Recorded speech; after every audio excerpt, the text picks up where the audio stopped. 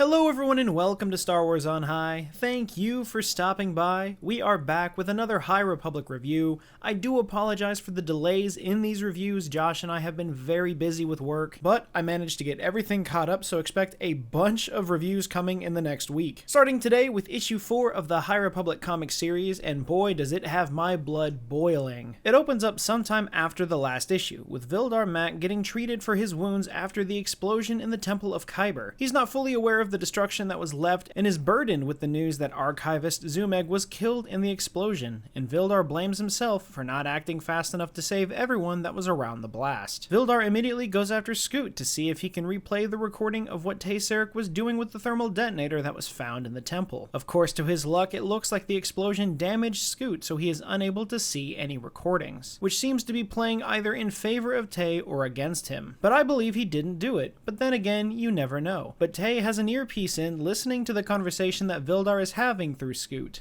But the Guardians discover it and break it before throwing him in a cell, but even here, I'm inclined to believe him, especially after him saying, I mean, when has anyone believed a word I say? It just hits so hard to my emotions. Meanwhile, back at the Convocation, Vildar and Maddie are trying to explain that perhaps Vildar had it wrong and he allowed it to color his judgment, but the rest of the Convocation does not share Vildar's hesitation. Vildar also becomes very hesitant when he learns that the Convocation wants to come up with a story to tell the public to ensure that they do not cause any panic about the attack on the Temple of Kyber. Things don't seem to be looking too well, but it gets worse when the Herald of the Path of the Open Hand enters the Convocation wishing to be represented, or rather wants to be destructive as he starts to point fingers at everyone in the room, claiming that they are destroying the galaxy by using the Force and that the Council should be disbanded and that everyone involved should stop using the Force immediately. The Convocation attempts to reason with the Herald, explaining that there is nothing to prove that using the Force takes it away from another part of the galaxy, but he throws shame at the Convocation anyway. This is a group where believers in the Force can come together and openly discuss their differences, but the Herald is not getting the same treatment. As a result, he leaves the meeting, goes out to the street, and begins preaching to the people of Jedha that the Convocation is lying to them about what happened. But when the Guardians and the members try to step in and detain the Herald, all hell breaks loose as the Leveler lurks in the shadows, causing a Sorcerer of Tund to go mad, thinking everyone is a monster and attacks, nearly resembling the attack that Vildar saw as a young child. Overall, this issue was incredible. The story is really moving along and the Path of the Open Hand has me ready to fight people. I don't know what it is, but Cavan was able to write this in such a way that I also feel offended by the views of the Path of the Open Hand. It's crazy. None of this is real, and I'm sitting here seething as I listen to his lies. It just goes to show what great writing will do for the reader. But what did you think about issue 4, and how do you feel about the Path of the Open Hand?